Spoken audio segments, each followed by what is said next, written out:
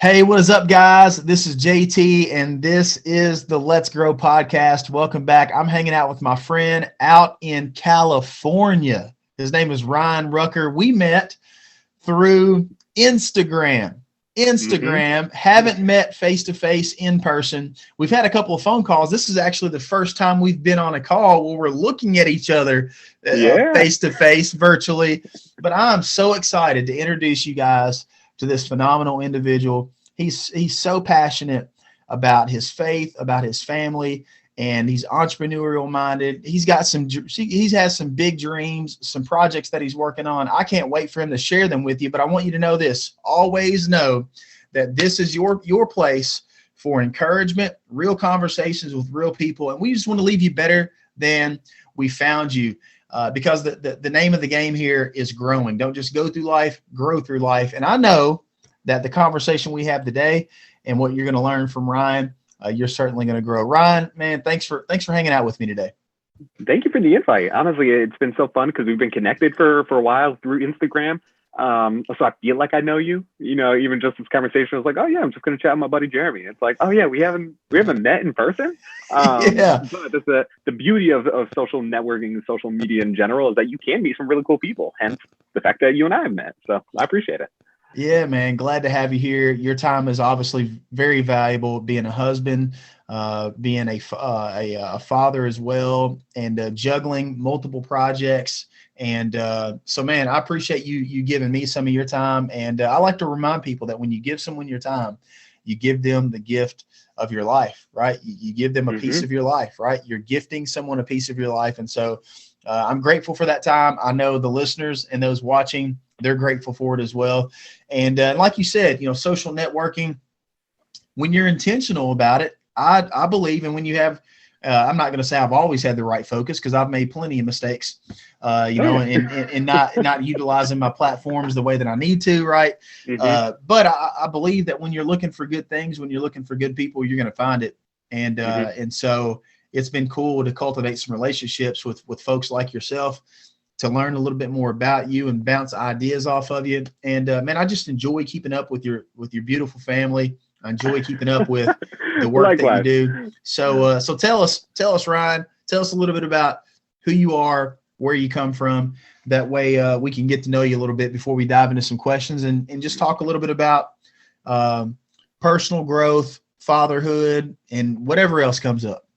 Absolutely. JT, I appreciate it. I am Ryan. I am a California by way of New York, originally from upstate New York, and in high school moved out to California and have pretty much been out here ever since. Couple moves here and there after high school, but I'm in Northern California. That's where I am. I'm a recruiter by day, and then outside of that, I've got a couple things going on the side. Probably the most fun is the fact that I own an ice cream business, which is evolving as we speak.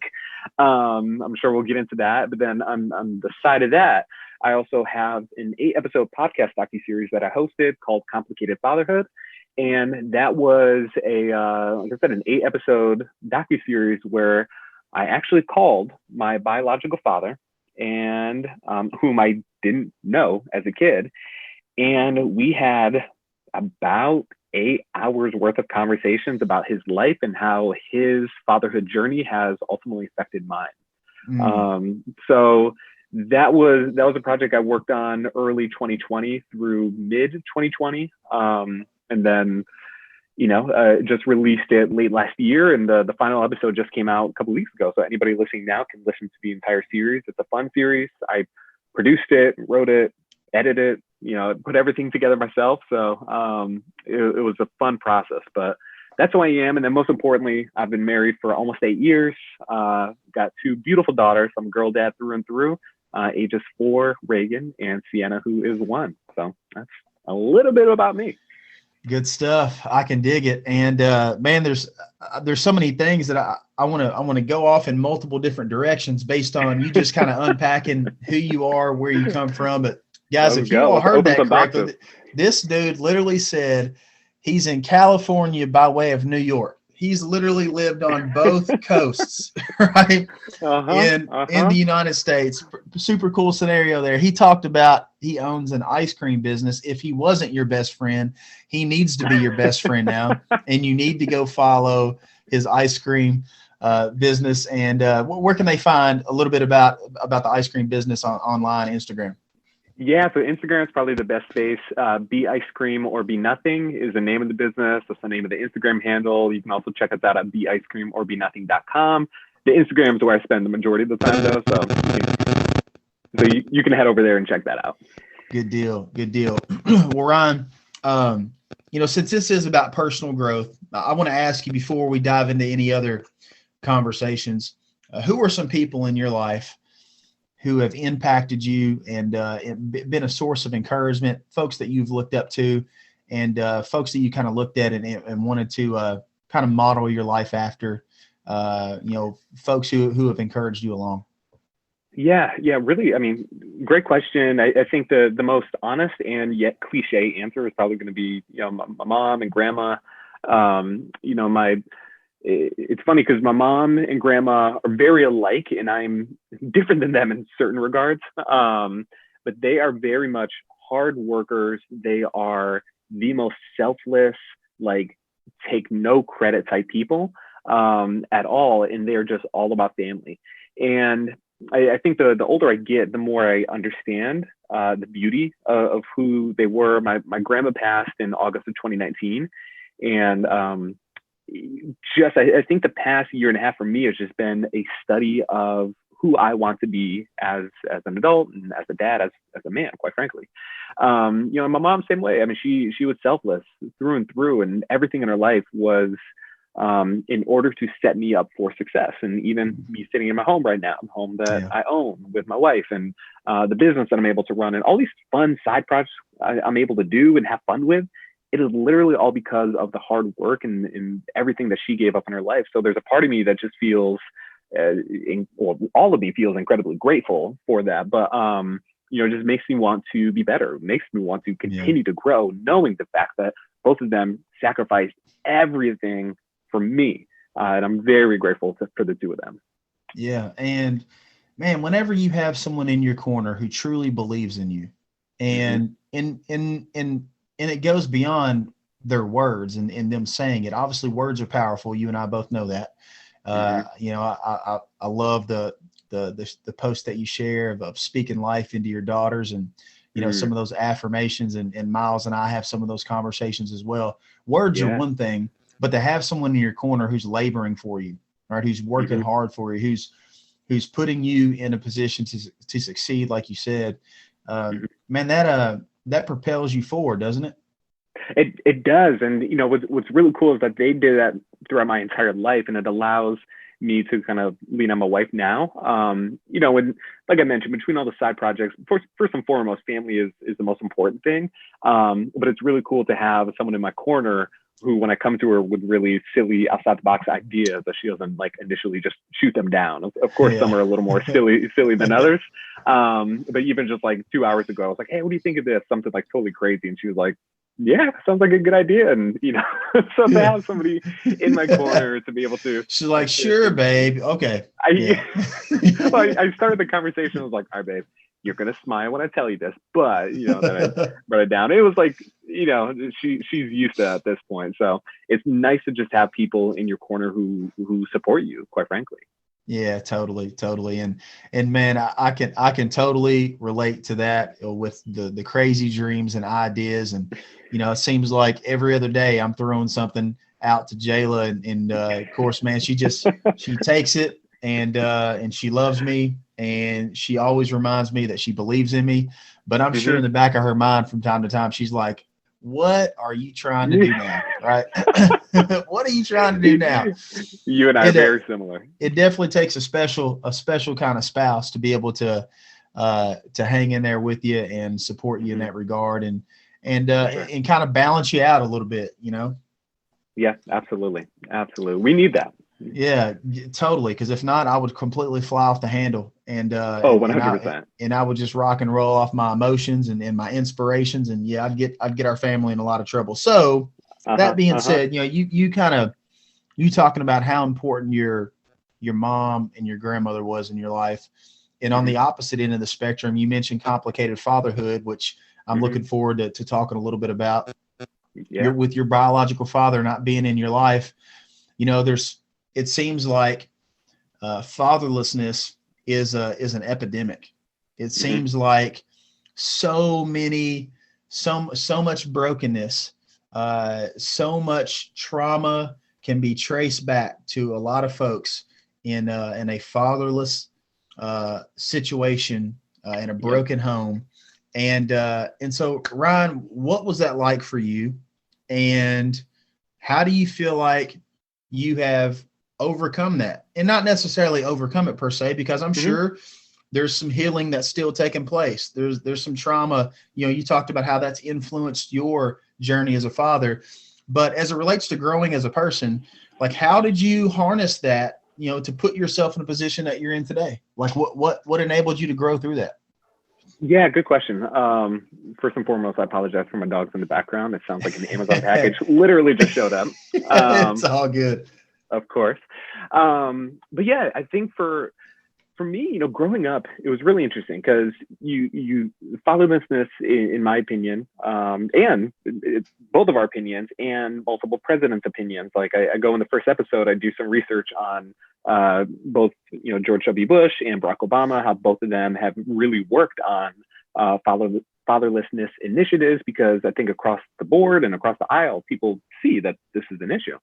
Mm-hmm. So I think when you hear those statistics and when you see, some of the stats showing that kids are more likely to drop out of high school and go to jail, like if the father isn't around or if they don't have both parents around, um, you know, I didn't really fall into those statistics. I graduated high school. I graduated college, albeit a little bit later, but I did it. Even childhood, like I went to basketball camps. Like I always had great basketball shoes. Like I remember getting a pair of like Jordan 12s when I was a kid. Like I had no business having these. I remember getting a pair of like foam posits, the Penny Hardaway shoes that were like $180 when we were kids. Like we're talking Yeah. mid 90s. Like I had no business with any of these things. And it just goes back to the fact that my mom really worked her tail off to make sure that I had the quote unquote normal childhood. And even like the neighborhood we lived in, like we had a small, modest home that it was great, and I had a bunch of great neighbors. And I just spent my entire childhood just outside, riding bikes with all of them. So in terms of fatherlessness, I didn't face some of those same effects that a lot of people stereotypically think that we have. Now, it Yeah. wasn't until I got a little bit older, and when he reached out for the first time, that was a moment that I was like, I felt like these feelings, I was harboring them for so long, because it was almost like, oh, Yeah. you wanted to wait until I was an adult, to the fact that like Sure. you don't have to pay child support anymore, that you wanted to reach out. Yeah. So there was an element of Yes. that, So there's you know. less responsibility, and now all this emotion is welling up that you actually had Uh-huh. along the way, but it just wasn't really a conscious thought. For sure, Kind for of. sure. Yeah. Because from both mine and my mom's perspective, it was like, if you don't want to be involved, then we don't want you involved. Like, Sure. period. And I wasn't necessarily super conscious until later on about that.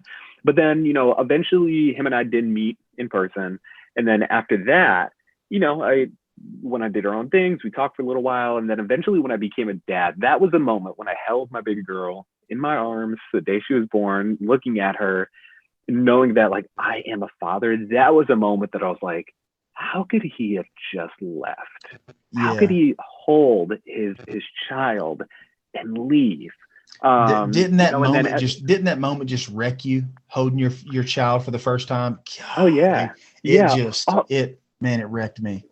Well, just knowing that generational lineage, especially if you want to get into a biblical aspect, like you go through Genesis, and I mean, I don't know how long like the Bible takes to go through like the lineage of like Mhm. everybody down the line. Like in my opinion, that clearly showcases that generational ties are beyond important. I mean, that's Mhm. an understatement. Yeah. So just holding my daughter, understanding that she is that next generation, that one day she is going to have that generation. It was very intense to think about. And then when she became 2, that's around when my dad left, when I was 2. And so when she got two, and just seeing how funny she was and her talking, and that was again another moment where I was like, how could he just leave knowing how hard it is? Yeah. Why? How? And then eventually my second daughter was born. And then, I mentioned when my grandpa passed, both my grandma and my grandpa, who I was very close with, these are my mom's parents. I was very close to both of them, and they passed within hours of each other in August of 2019. My grandpa, who was actually really close with my daughter, his great granddaughter, he actually passed on her third birthday, and they were very close. And then a couple hours later, my grandpa passed too. And it was at that moment where I understood that I knew everything about my mom's side of the family. I knew that lineage. I could tell stories to my girls about them. I didn't know anything about my dad. I didn't know anything about. I was gonna ask you that. I was like, that short circuited your ability to build a relationship with anyone on that side of the family. 100%. Because even you think about that family tree. Like one side of it was completely full. Like I could go back into like the 1800s. My mom even did like the ancestry.com or like whatever that was. She went to like the 1600s. She went back hundreds of years. And I was like, I didn't even know my dad's middle name. Like, and I knew he had a couple siblings. I don't know how many. I knew he had parents, but I didn't know their story. And I think just wrestling with having two kids, my grandparents, who I was very close with my entire life, being gone, all of that just kind of stirred something within me to say, like, I need to know my story a little bit more. I need to know where I came from. Not to fill any holes or anything like that, but specifically, well, maybe to know who I was. Like I felt complete. I felt good. But I wanted to feel complete. I wanted to feel whole. You knew there was more. Yeah, for sure. And just the timing of it was really crazy because we started early 2020.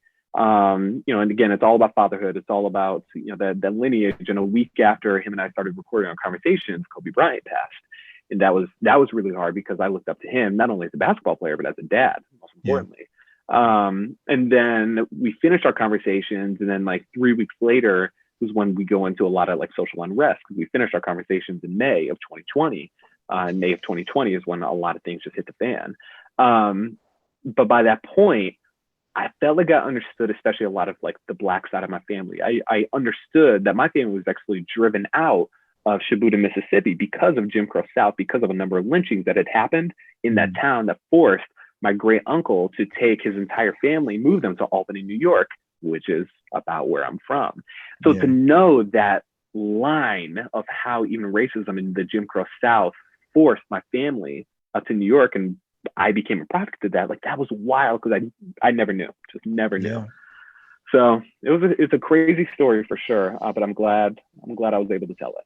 So when you started to process, these thoughts, these emotions, these feelings of, man, I feel like I need to know more. If there's someone that's listening to this, watching this, and they're in a similar situation where a family member, and of course, particularly fatherlessness, because that's what and what you've experienced. What kind of advice or what kind of recommendation would you make on how to help someone maybe navigate through that? Or if they have a desire to reach out maybe to their father for the first time, what kind of advice would you offer that person? Good question. I would really, I guess the advice that I would offer is to do your homework beforehand. Understand the toll that it's going to take, not only on you, but those around. And I say that because, I felt pretty strong going into it. Again, I'm very secure in who I am. I've, got a good job. It wasn't like I'm sitting here thinking I could be so much more. Like I'm very happy with where I am. So it wasn't like you felt like you needed this to complete you. Yeah, for sure. Like that was good. I felt like I was good. I had no complaints. But even after our first conversation, I remember getting off the phone and going to my wife Allie and saying, "Ooh, this is going to be a lot tougher than I thought it was." But just especially hearing things like, "So why did you leave me? What made you look at me and say, I don't want to be here anymore?" Like those are some things. And he, to his credit, was brutally honest with some of his responses. So I'm going into it thinking I can be like a journalist, and I was for the most part, but still it was pretty tough. But so for other people, I think it's really like, what are you trying to get out of it? That's going to Yeah. be most importantly. For me, I knew what I wanted to get out of it, and that was understanding like my past, not understanding my future, just understanding the foundation of my past. But once you start asking some of those questions, that's tough for other people. For example, my mom, when I told her about this project, she was like, look, I'll answer any questions you have. I want nothing to do with this.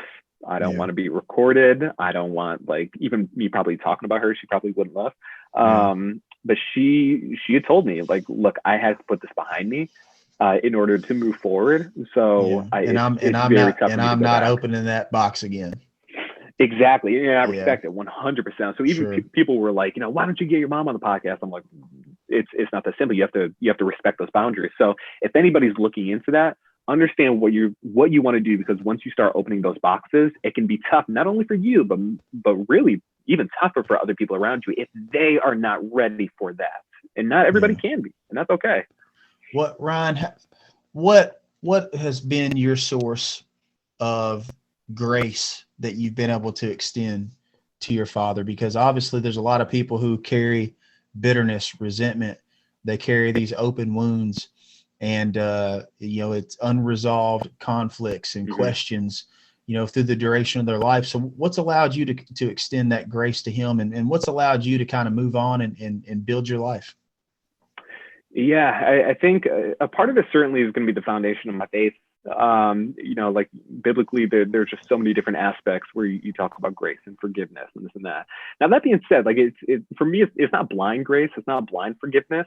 A lot of that forgiveness for me is kind of selfish, because I did it for me.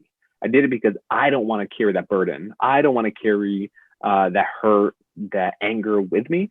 So a lot of me releases that because I don't want to carry that. Like it's pretty messed up that he left for 17 years and that he didn't check up on me, and he didn't send child support, and he missed literally every single basketball game and everything in my life. All that's pretty hurtful. But at the same time, if the world is stressful enough, like I don't need to carry that unnecessarily. So I think that foundationally was important for me. And even last year, like literally, we finished our conversations, and a month later I was reading Be the Bridge by Latasha Morrison. And that book is more about like, building bridges of racial reconciliation within the church. But as I'm going through, there's just so many different elements of forgiveness and atonement and what that looks like. Exactly. And it allowed me to go into these conversations and say, look, I don't have to be like, all right, daddy, let's get on the phone and here are my kids. And, I don't need to like give myself, but I can release forgiveness, and I can, I can give that grace wholly, without it being unchecked, if that makes any sense. Sure. That's good stuff. As far as complicated fatherhood is concerned, do you feel as if that was a one-stop shop of a docuseries, or do you feel like that's going to be something that's ongoing, or you have any plans to expand on anything along those lines? Good question. So it's more than likely going to be one-stop shop. 8 episodes, that's it. It got a pretty good response, especially because never done a podcast before. I used to do music, so like editing and like audio production, like I can do that. I had to kind of pull out some muscles in order to relearn it. But I got there. I feel like the quality was really good, and even friends that listened to it were like, the quality on this is really good. I was like, oh, thank you. That's actually something I was really happy to hear. I've toyed with, if now it's a full series and people can listen to it, if it got more popular, if more people listen to it, if people ask for it, I would certainly consider telling other people's stories, because my story in my family, like it's done. It's all there. Like I poured it all out on the line. But like I said, I think in the beginning of in episode 1 of Complicated Fatherhood, this story is not super unique. It's a fun story. And my father, Maurice, is very unique. He's an unbelievable storyteller. So if anything, if people just want to listen to some good stories from, an older Black dude, like that's where to go. But I would love to maybe tell other people's stories, but it just takes so much energy to tell those stories. So I would probably have to be in a different space professionally in order to Yeah. really spend that amount of energy to tell other people's stories, if that makes sense. So Sure. hopefully I can do more with it. Yeah, and I mean, and at the end of the day, it's an investment of time. Mm-hmm. It's an investment of time, and I know that the heart that you have for doing what you do, that if you're going to do it, you want to do it well. You want it to be Yes, you want it to be a great product, and whatever stories you're going to share, you want to make sure that you share those stories in a way that that honors those folks who are willing to be vulnerable and give up part of that space in their life. So good absolutely. stuff there. I heard you talk a little bit about playing basketball Yeah. through the thread there, and from New York, lives in California, but you're an Indiana Pacers fan. How did that Die happen? hard, die How did hard. how did that happen? It's so funny because I love being from New York. I love living in California, and I feel like half the clothing I own is Indiana Pacers gear. So when people are like, "Are you from Indiana?" I'm like, "No." Do you have any family there? No. Do you have friends there? I'm like, "Well, yeah, just Pacers fans." As a kid, I grew up in upstate New York in the '90s, and the Knicks and Reggie Miller, the Knicks and the Pacers had this huge rivalry. Oh yeah. And as a kid, I just wanted to be different. And I actually had a babysitter who was a Pacers fan. And, I was like, oh, like, I don't know any Pacers fans. Like, I want to be a Pacers fan. And, around that time, I mean, there was that huge rivalry, and Reggie and Knicks, they would just go at it. I mean, there's an entire documentary about it. Like, Yeah. that rivalry was insane. So it was kind of fun being like the Reggie Miller fan. And because my family, they were all Knicks fans. Like my friends, they were all Knicks fans. So like when those battles would happen, it was fun being like the hated, Pacers fan. Yeah. So then like that was as a kid. And then he played his entire career, up until 2005 with the Pacers.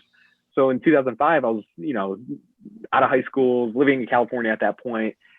And so I'm thinking like, all right, like, do I pick a new team? And I was like, well, the Warriors at that time were pretty terrible. The Kings fans always annoyed me, and they were in Sacramento. And that was pretty close, but I was like, I don't want to be a Kings fan.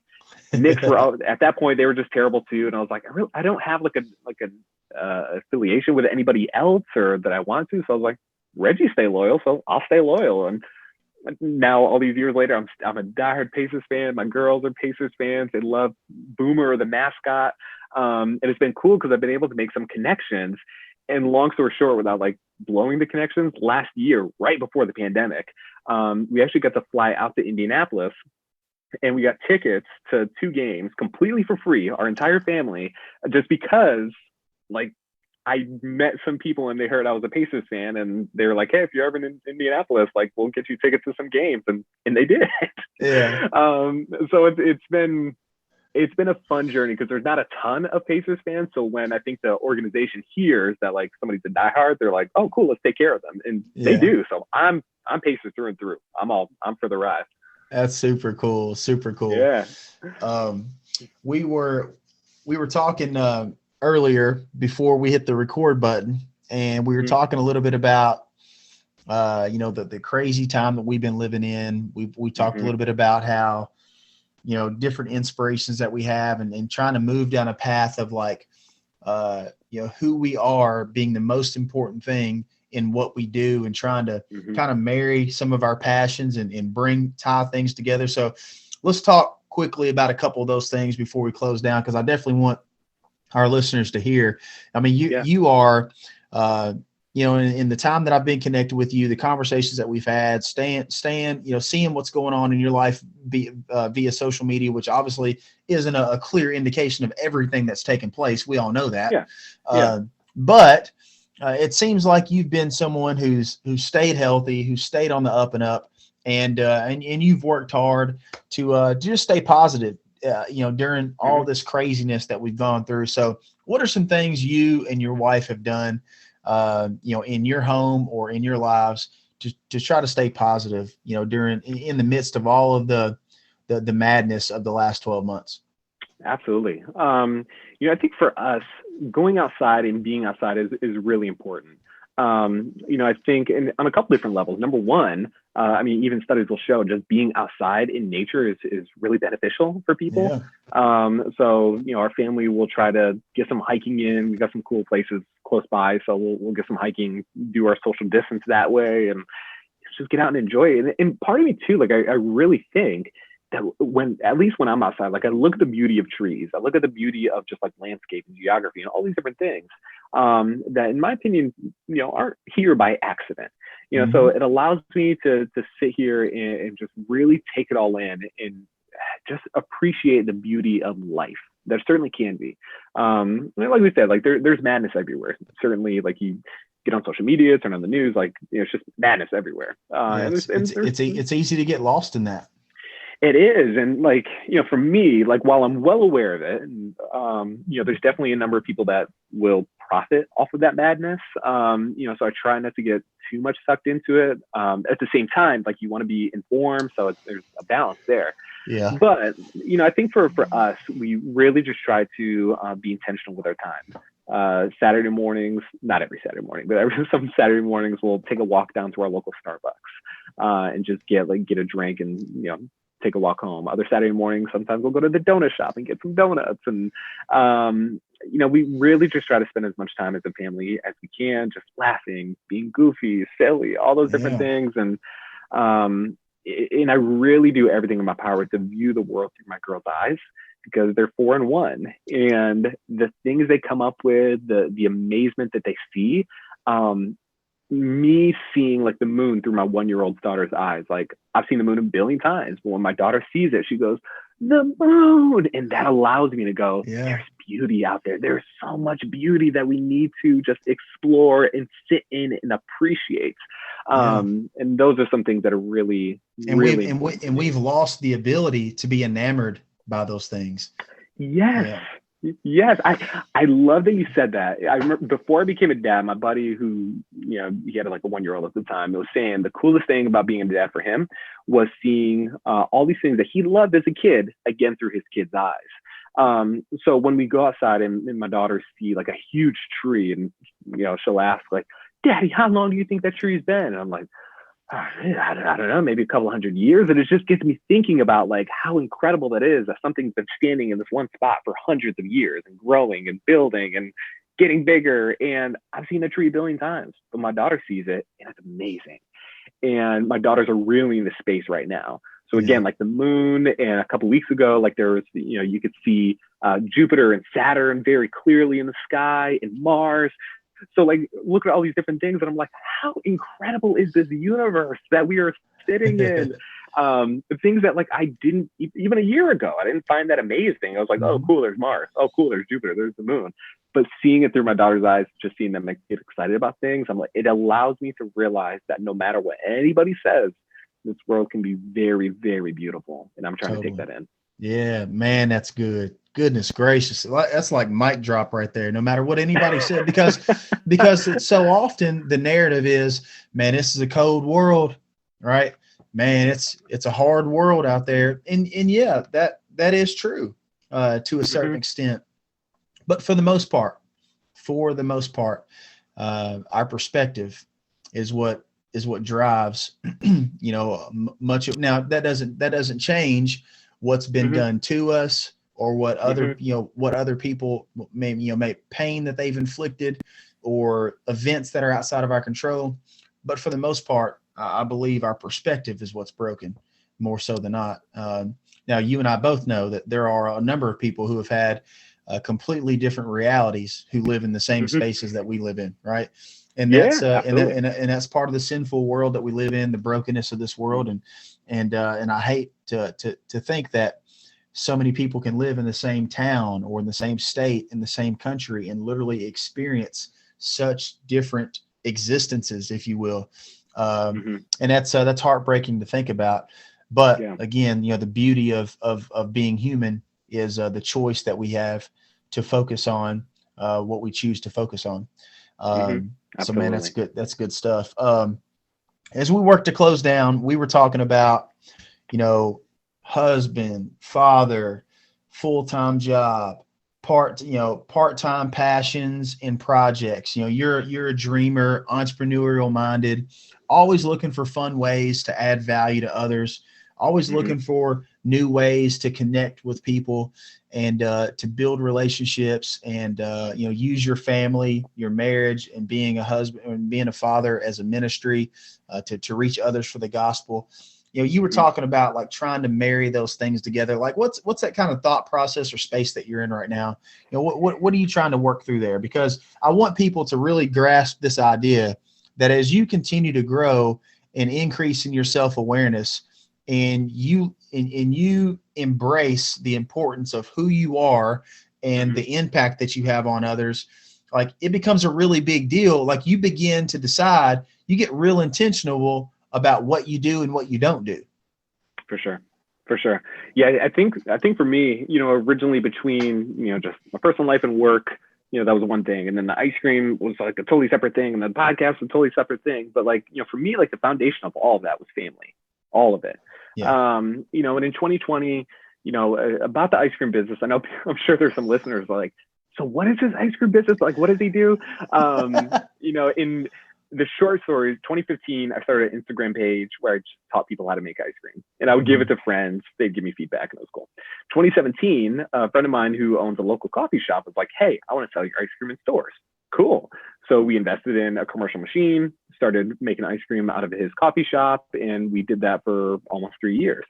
2020 comes around, it was a struggle. We were shut down for a couple months, which I was fine with because like work was insane for me. So I had no problem with it. But then when I started it back up, I never did it to make money, but it became just not worth it. And they were growing and I needed additional licenses to be able to like essentially grow with them. And It was going to be like thousands and thousands of dollars to get that set up. And it wasn't worth it because I wasn't making that much. So I shut down the operations, but I still had my business license. And I was like, what can I do with Be Ice Cream or Be Nothing to still keep a business? Like I don't want to shut it down, especially because it's not my main thing.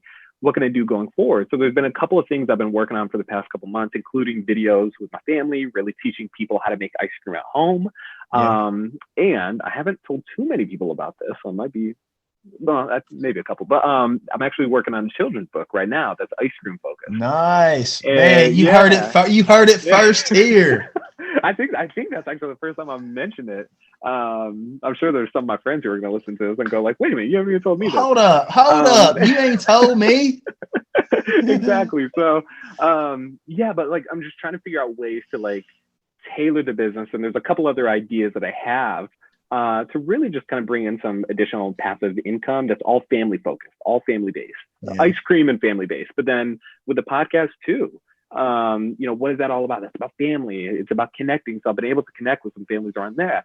So I'm doing my best to make Be Ice Cream or Be Nothing, instead of just like a family, like let me make ice cream for people and sell it, more of like a media focus, more family focus. Because at the end of the day, family is so important to me, and that allows me to like just simply be with my family. Like, and that to me there's nothing more important than that. Dude, man, that right there, that's so killer, and that's such a great close to our conversation, because I think with everything that's transpired in the last 12 months, Ryan, people have come to grips with the fact that I'm not as present as I need to be. I'm not focused on the things that really give me life. And this whole shut-in thing and shutdown type stuff really made a lot of people uncomfortable, because they were spending so much time with the people that they should know the best, but they actually don't know them all that well at all. Come on, I know I'm talking to somebody right now. And so just kind of coming back to that family thing, my wife and I, we have this saying, like, we want to make memories and collect experiences. Make memories, collect experiences. Like, that's the focus. And, going back to you talking about your daughters, when they were born, and when 2 and 4 hit, and now having 2, like, I just had this passing thought a few days, or a couple years ago, whenever we went on our first trip with Miles when he was much smaller. And I thought, man, if he moves out of the house at the legal age of 18, then man, I only have X number of summers with him. Now, it doesn't have to necessarily be a summer, right? Because I realize that, public education and the calendar year and how, all that stuff kind of has created a rhythm and flow in American life. But just kind of thinking through, like, I only have, X number of years to really like make something special happen and really build something just unbreakable with my son. And I'm just, nothing is going to get in the way of that. Like no business, no selfish individual pursuit, no amount of money. Like this is where the good stuff is. Like this is where. Preach.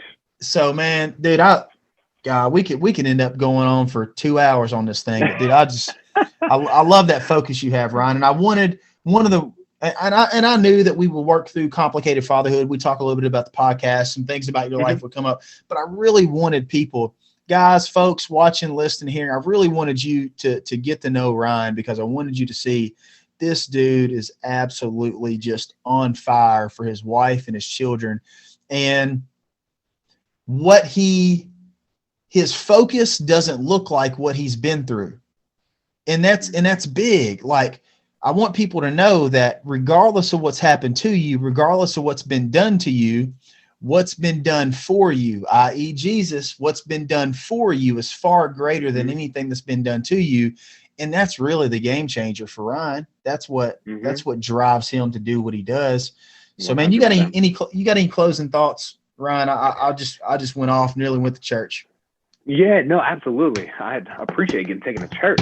I think the most important thing is just intentionality. Like I will drive that home from the day I'm gone. I think oftentimes people will focus on like, how much money can I make for the family? And don't get me wrong, all of us are there. Like, of course, like we need to support our families and provide and all those different things. But what is the focus? Why are we being intentional? Like when we were at the dinner table, having conversations, asking our kids, asking our wives, like, how was your day? Are we listening to those cues? And again, like this certainly isn't like, I'm not 100% on this 100% of the time, but my absolute goal, my absolute focus is to be as intentional as possible, because you said it. We need to make these memories now. We're building that foundation right now. And just like a home, you would not build a home on a weak foundation. Just like a business, you could not build a business on a weak foundation. And our families are the exact same way, in a very much more important way. So we need to build that foundation. We need to do it intentionally. And it's all about building those memories. Because I know when I look back on my childhood, like by no means is it have to do with anything where we spend money. It is oftentimes the moments that we were in the kitchen laughing, or at home tickling each other, or just really deep conversations that I had with my grandma when we were just driving and as a kid. Like those are the things that will stick with me and build my foundation. So let's focus on that. Yeah, I can dig it, man. Thank you so much for blessing me with your time. JT, I appreciate you. Yeah, man. Yeah. And I'm looking forward to continuing to cultivate this friendship and looking for, creative ways to add value to one another and support one another in our endeavors. Above all else, my friend, you have my prayers, and I'm always one phone call away, regardless if you're in California or if you're in New York, wherever you are. I'm stuck here in Kentucky, and but it's all good. I love where I'm from, and this is a beautiful place. Maybe we can work it out later on down the road where you can get out to Kentucky and visit. And I'm Indiana through and through. It's funny because even though like I'm a both coast kind of guy, I love the Midwest. I'm from upstate New York. Like people, since I lived in San Francisco for a long time, people think I'm a city guy, and like more than not, like I am a city guy.